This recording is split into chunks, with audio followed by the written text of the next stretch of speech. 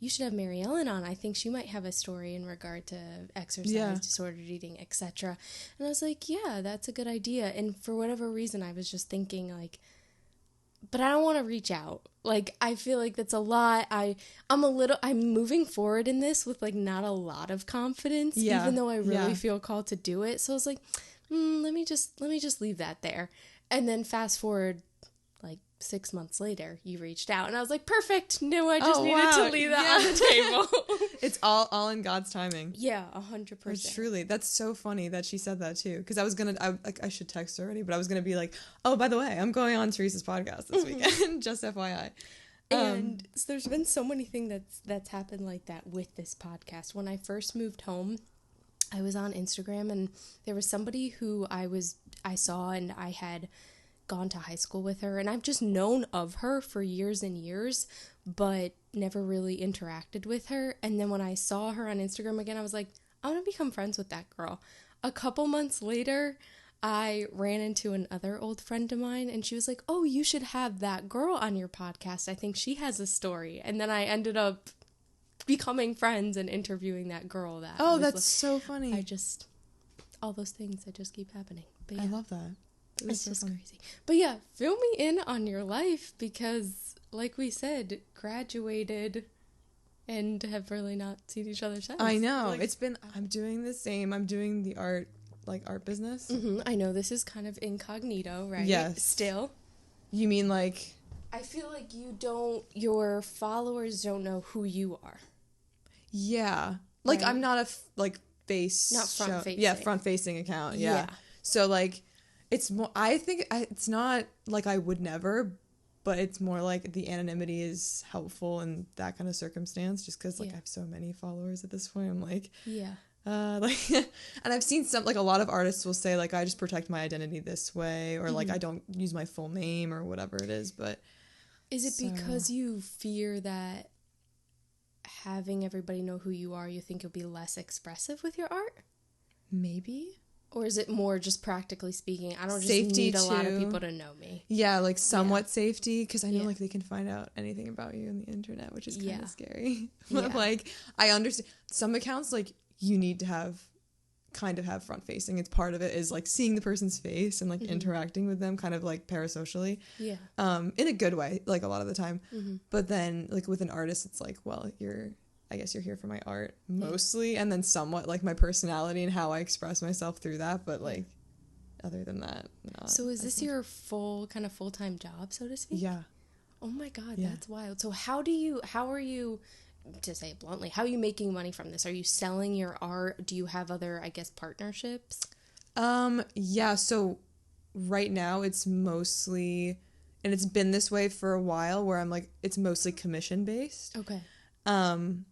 And yeah, commission based. So like commercial commissions, most of my money is from that. Like most of the income comes from that, where like there's a commercial fee on top of it and you're charging for the artwork. So like it would come from mostly that. And then like I do other like little side things, like, I'll sell prints of my art or like stickers, like things like that. Patreon stuff that like, 'cause I feel like artists need a lot of like side, like multiple revenue streams where you're just like, you're getting stuff, because it's not like one solid thing is gonna, unless you have like a brand deal, a brand partnership or something, which maybe unless you sell something for like $1 million, exactly, that'll get you for a few years. A few years. And then, so that's like my main, but I'm working on growing it. It's just, it can be like a little overwhelming, because it's like, where do I even begin to like grow this? And then you're like, oh, I'm worried about my social life and like, this aspect or whatever. So it is like a little challenging, but that's what I've been trying to do. How did you get started with this? Because it does seem like it was something that, and I don't know because I don't know the full story, but it seems like it was something that's kind of organic, where you weren't like, I'm going to become an artist and sell my art, or was that what happened? No, it wasn't. I mean, like, I came from a family that was like, oh, you're going to go to school for, like, you're not going to go to school for something stupid like art, like, or something not useful, right? Like, you're going to go, if you want to be an artist, that's fine, but you're going to have a degree, like, behind all that. You're going to have some kind of, like, STEM or like law degree or like whatever, you're gonna go for that. So it's like backup plan. Yeah, exactly. But I was like, also like, I'm like, yeah, I'm gonna get a bio degree and I'm gonna be like a forensic scientist or a physical therapist or whatever I had decided at the time, which would have probably been fine. Yeah. But like then COVID happened, and then I was like channeling all my energy into art. Yeah. So it was like, yeah, it was mostly just me like switching gears because I had all this free time during COVID. Yeah. Would you just like, because, and again, I don't have to put any of this in here because I know you're not, I know your art is not necessarily, your face isn't attached to my art account. Yeah. But I personally am just curious. Can you kind of explain what it's based off of, like movie series, right? And kind of like fandom. Oh yeah, I would say mostly fan art, fan stuff. A lot of artists get clout that way because people love fan art. Yeah. But also I'm a fan of a lot of things, so it like kind of works out. It's not like I'm faking it. Yeah. A lot of book art, like a ton, because I read a lot. So it's like that's kind of the niche is like book, like young adult book stuff. Some middle grade, like, you know, Percy Jackson, that kind of stuff. Yeah. But like mostly, and then there's like movies and like Disney stuff, like all that kind of thing that like different fandoms. But most of my work, like income, comes from like authors, indie authors, people looking for like book covers, illustrations. Okay, book covers, illustrations. What else? Who else is buying this? It's mostly, I would say mostly authors. Okay. But there are people who maybe want to do something, like they want to make like a pin, and then they'll like commission you to do it, like the art for it. They'll make it and sell it. So that's like their commercial product. Or there's like personal commissions where like, can you draw my wedding portrait of me and my husband? And like, you know, we'll pay to do that. Yeah. Oh, that's so cool. Yeah. Oh, I love that. Wait, so how did you... Is there a beginning to this where you just sat down and you were like, I like this book, let me kind of draw something? Can you kind of pinpoint the beginning? Because I feel as though if you're good at drawing, you've probably just been drawing your whole life. Yeah. So it's hard to like pinpoint when you began. But is there a beginning to, I'm going to sell this? I wanted to make, in my head, I was like, since I was younger, I always knew I wanted to do something like entrepreneurial. Yeah. Something like creative where it wasn't a 9 to 5. Yeah. Even though I know like logistically I'd probably end up having to do like a 9 to 5. That is so funny because just when I think of Maryellen, I think of Maryellen studying PT. Yeah. Because that's like... Yeah, because that's what we were doing. Yeah. So, but all the while, the entire time you knew this is not what I want to do. Yeah, pretty much. Like in the back of my head, I was like, I don't know if this happens to like people in college where you're like, well, I'm in school and I'm gonna do this, and you're telling people I'm gonna do this, like I'm gonna be a physical therapist, I'm doing this, and then but like in the back of your head it's not like, it doesn't feel real because you're still in school, so you're still doing the like, well, I've been in school for like what 20 years at this point, just like constantly in school, like this is my job. I could do school forever, like I could sit here and learn and whatever.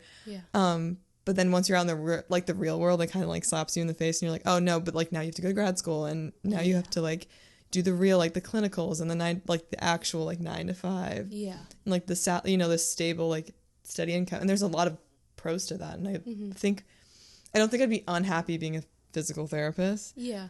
But I just don't think I ever like conceived that, oh wow, like this, once I do this and like once I invest in this is going to be like my career. Like this is going to be what I do, pretty much like my career.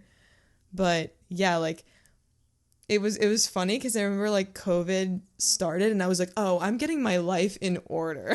Like I'm going to like wake up at a consistent time and like actually work out in the morning, like stuff like that, where I was like, there needs to be like, I was listening to this podcast at the time too that was like, you need to schedule things in, like you need to make sure that like, you know, if you don't have it scheduled, like if you want to like get better at piano and you don't have it scheduled in, you're probably not going to end up doing it. And I was like, yeah, that's right. Like really that's just like there, because I feel like I wasn't so disorganized, but I was a little over the place. My time management was kind of rough. I would like stay up late and like do homework, but like also be doing something else at the same time, so not really having my full focus on it. And I was like, no, I need to like train myself to focus on things, to like do stuff.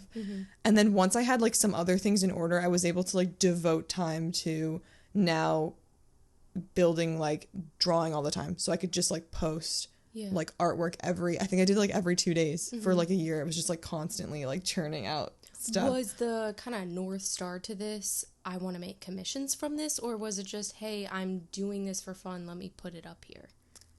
I always like, I had an account since I was younger, like 15-ish, but I was like really inconsistent, and it was just like whatever I thought, like, oh, this is nice, like I'll post it. Yeah. But then like, yeah, when COVID happened, I was like, no, I'm gonna be consistent, like I'm gonna do it, like, I don't care, like. And what was the why? Was it that you wanted to create a career out of this, or you were just, I want to consistently pursue something, I'm in the process of getting my life in order, and this is going to be the product of that? Yes, it was like maybe a combination of the two. Part of it was like, I hope to maybe build something out of this. Yeah.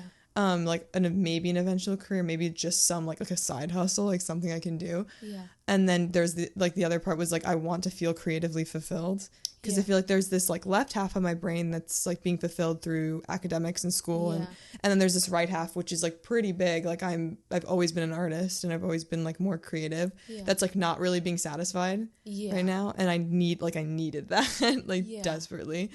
So that was like, you're not doing the thing that brings you joy or fulfillment, I think it's just kills your soul a little bit. Yeah, I do too. I think you need to do something that like sets your soul on fire. I really do. Even though it's like, it's challenging because in this economy, and if it isn't financially lucrative in any way, then it can be really difficult to. Yeah, but I imagine too that sometimes pursuing something that sets your soul on fire, if eventually it becomes something that, all right, maybe it's no longer financially lucrative, maybe you've hit the end of that road, but I imagine that it leads to the next right thing. Yeah. And maybe that next thing is still not the 9 to 5. I don't know, maybe it's something else that's creative that does become, more lucrative. I just listened to like 5 minutes of the podcast with Sean Johnson and Andrew East, and it was something about like the ending of things. I didn't even listen to the whole thing, so I don't even know what it was about, but I like the way that they put it. It seemed like it was going to be a discussion about sometimes things do have to come to an end. I'm not saying you're at that place with this, but I don't know, for me it kind of just resonated where I was like, sometimes we have to close doors on things and just accept the fact that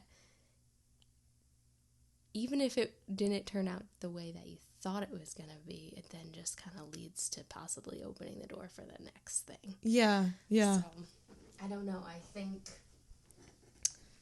it's so good that you pursued that, I guess, desire or calling. I don't know. Was it a calling or just this is what I do as an artist? Yeah. It's funny. I like to think of it as a calling, like, or at least some form of that, because, like, in a lot of ways, I feel like these little, like, pulls, like, even, like, reaching out to you is, like, a little pull. I'm like, oh, yeah, I should really do that. And, like, I'll hear something somewhere that's, like, if you feel that, like, if there's something that's, like, really, like, eating you up, like, you really, like, have just been dying to do this, or, like, if I don't do this and I end up, like, and I don't do this, like, ever, and I end up dying and never having done this, like, it'd be pretty upsetting to, So, yeah, I like to think of it as, like, a calling, because in a lot of ways it's been a blessing for me, being able to, like, I work from home, it has its pros and cons, but, like, a lot of pros, and, like, I can, like, I live at home, I work from home, I just, like, it's really flexible, my hours are whenever I want them to be, so I can, like, travel with it, and all that, so it's, like, it's done a lot for, then there's, like, the cons, which are, like, unstable sort of income, like, you don't have the, like, well, it's 9 to 5, so this is your, like, set salary for the year or whatever. It's, like, whenever there are commissions coming in, and that can be, like, some months are, like, not as many, and some months they're, like, way more, so you have to, like, kind of budget for that and all that sort of thing. So stability can be a blessing, but you definitely feel enchained to somebody else. In terms of not wanting to die without having pursued something, I remember telling my mom a while ago, I was just so frustrated because I was not doing the thing that like you said, the little pull. I was not doing that thing. If you don't do the little pull, okay, I should not speak for other people. If I don't do the little pull, I'm a mess.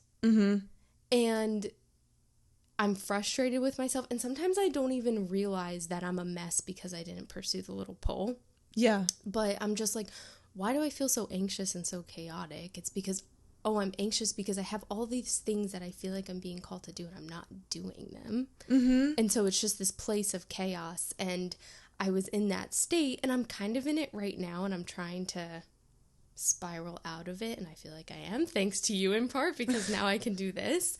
But I remember telling my mom, I was like crying, I'm like, I just don't want to die with a box of goodies next to my bed. And the box of goodies is gifts, talents, things that I was called to pursue that I never did, so to speak. Yes. I'm like, that just, it haunts me.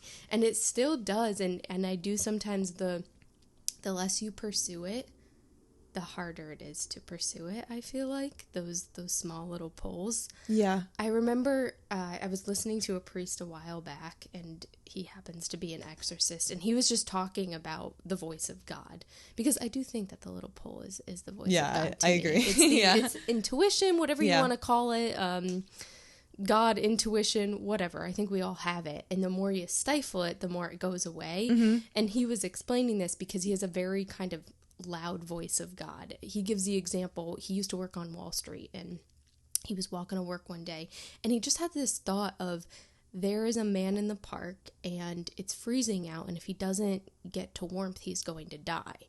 And he stopped. He was like, okay, I don't think this on a usual daily basis.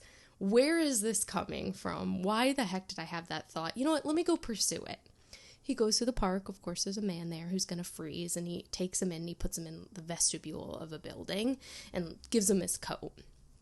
And again, just if he hadn't pursued that, I feel as though the next time that thought came up again, he would just be like, nothing's going to come of it. Or maybe, sometimes like if it itches at you enough, you eventually pursue it. But talking about that, the outcome of what happened just confirmed that was the voice of God. And if he hadn't gotten the outcome of that, then it wouldn't have confirmed to him what the voice of God is. Yeah. So that makes sense. You have to pursue it in order to trust it. He gave another example, which the only reason I say is because I thought it was really interesting, where he was giving a homily one time. And again, he just had this thought of, there is somebody in the audience, parish, sitting in the, it's just, I never refer to the people at church as an audience. So congregation, right? Thank you. I was like, that's not the right word. Why is that not sitting right? There's somebody in the congregation who is going to commit suicide. So you need to say something. He had that thought. And again, imagine having that thought and thinking, if I say this, somebody might think I'm crazy. Yeah. It requires quite a leap of faith. And he said, you know what, everyone, I just feel really called to stop right now. I just had this thought that, somebody in the audience is going to commit suicide today. And I just want to remind you to have hope, and that, God hears you, and, you're not meant to do that. He said after Mass, 3 people came up to him. Really? Not 1, 3. So again, the outcome of those 3 people coming up to him just confirmed again that he did what it is that he's meant to do. So it just kind of confirms the voice. The more you do the pull and you notice the outcome of it, it confirms when to pursue, I guess, what kind of internal pulling and what not to. I like that. And I know I got on a little bit of a tangent, but no, I like that because it's funny because obviously in that case, it's not I wouldn't say an extreme example, but a serious example, as in 3 people might not have been alive today if he hadn't said what he said. So it is but there can be, I feel like there can be little examples of that, small things for me, it's a lot of it, business wise, it would be well, I feel like maybe posting this one thing today would be a really good idea, whatever it is. Mm-hmm. Or it happens a lot, with friends, reaching out to you, or even way back in college, I was oh, I'm definitely going to this commuter event. I feel like I'm going to meet somebody, and I met Natalia. Mm-hmm. And then I was she's my best friend for all 4 years of college, so it was little things like that. And I think doing that first time in college, I was I'm going to trust my heart a little bit more when it comes to meeting people and putting myself out there. Yeah. 'Cause I feel like there's a lot, I think it happens a lot today where we're like, well, I'm not going to meet anybody anyway, so what does it matter? Like, why am I going there, you know? And we'll just get, like, jaded about it. Yeah. You know?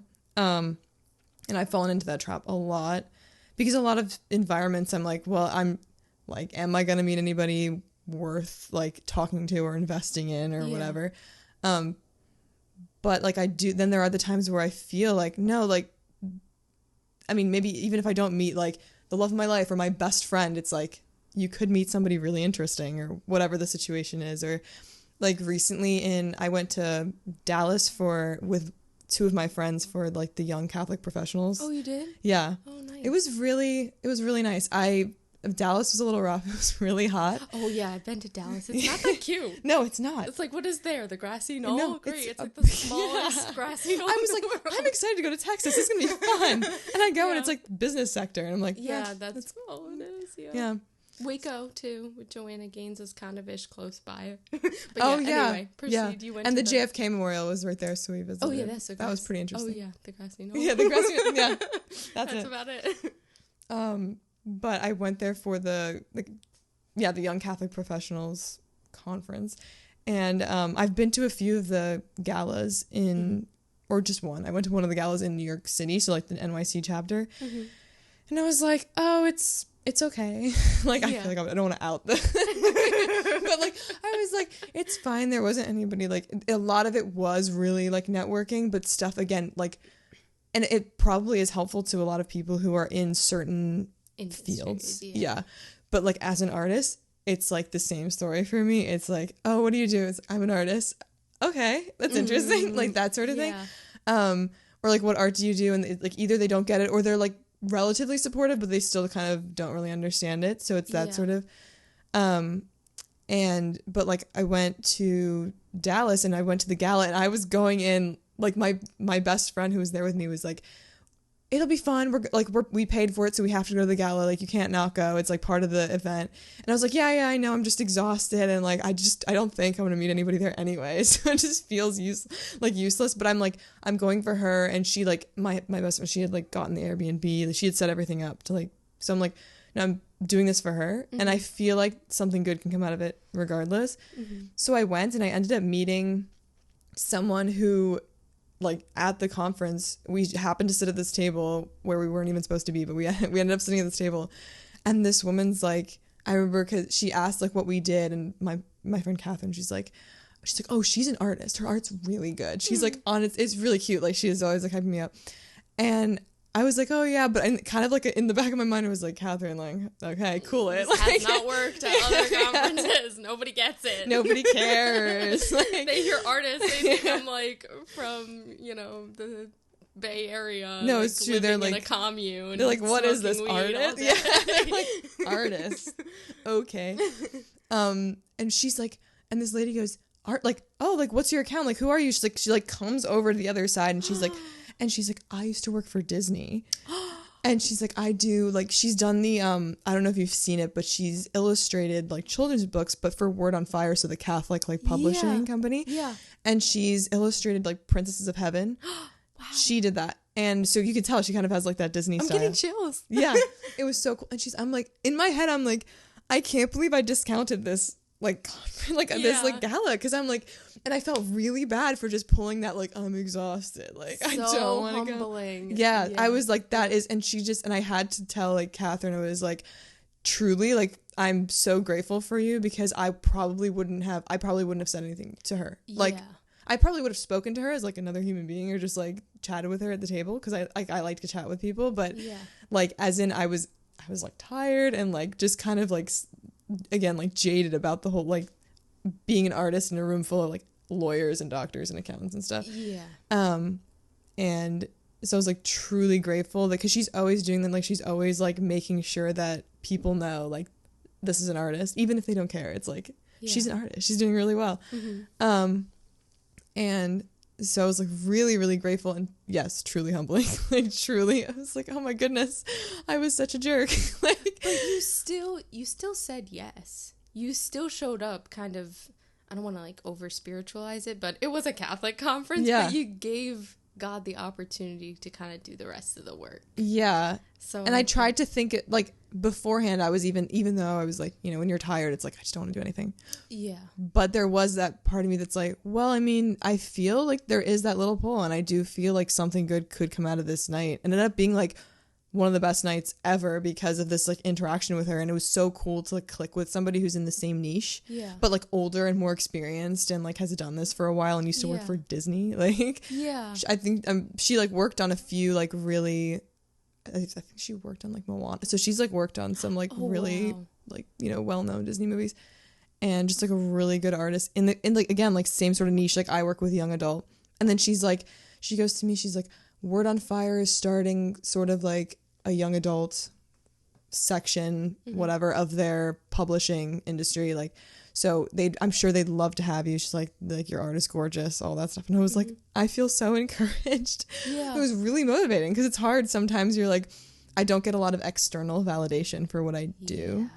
Like, there's a lot of, maybe you can relate, but, like, for me, a lot of what I do is, like, internally validating myself constantly. I'm like, you can do this. Like, you're good. Yeah. And I'm sure, you know, starting, like, a podcast from, like, ground zero, it's like, it has to take a lot, like, unless you have somebody there, like, by your side all the time that's like, no, you need to do this. And, like, most of us don't have just, like, a constant cheerleader.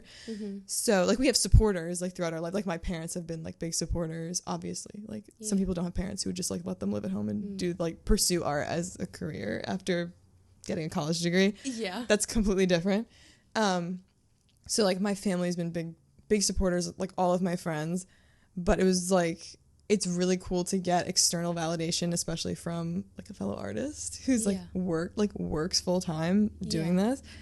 It was really, it was just very motivating. It's I was like a reset of, oh, okay, I can do this. Yeah, like wait, I am good at this. That's interesting. No, so one of the things that I try to do is I try to post a short every Thursday, which I don't stick to because it is extremely humiliating. Mm-hmm. But I really feel called to do it because I do feel as though I can speak in front of a camera and I can put together insightful words. At least I think that. Yeah. And I feel called to do it. And the other day, somebody did reach out and just say, hey, I've listened to this several times. It's a really good perspective. It's helped me keep going. Mm-hmm. And I was like, oh my God, I needed that. Yeah. And I try to tell myself every day, you don't need external validation. Like, this has got to come from within. It's got to come from, you know, God. If you've got the pull, you've got to do it. But I was like, wow, sometimes it's really helpful to get external validation. It really is. I was like, okay, great. The next time I feel more confident in putting something else out. Yeah. So no, that totally resonates. But I want to go back to COVID where you said you were just getting your life in order. Mm-hmm. Because I just want to hear a little bit more about that. Because when you walked up to me, I was like, oh, this girl, she knows who she is. I feel very comfortable just with now her. Or? Yeah, when you just walked down the road and said, hey, how are you? Yeah. I was like, oh, she's confident in who she is. It's really hard to be around somebody who's not because it's like this, you gotta prove, it's phony. So it just seems as though getting your life in order has just spilled out into, like, who you are as a person.